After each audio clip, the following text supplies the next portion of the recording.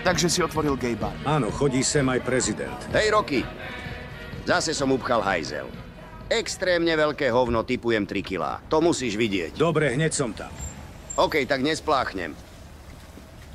Videl som, že máš Facebook. Včera som sa registroval. Bol si aj dosť aktívny. Len zo pár komentárov. Zopár vravíš? Bolo ich viac jak plná riť.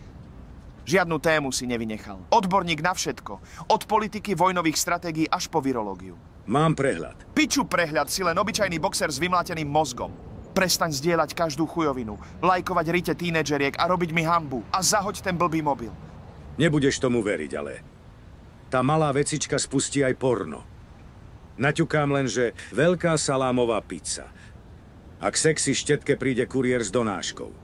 Nechcem odhaliť dejno, v tej krabici má dieru.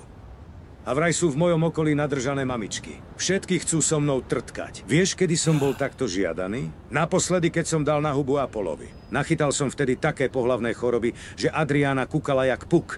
No nezrazilo ma to. Vstal som opäť na nohy a silnejší ako kedykoľvek predtým. Takto sa vyhráva.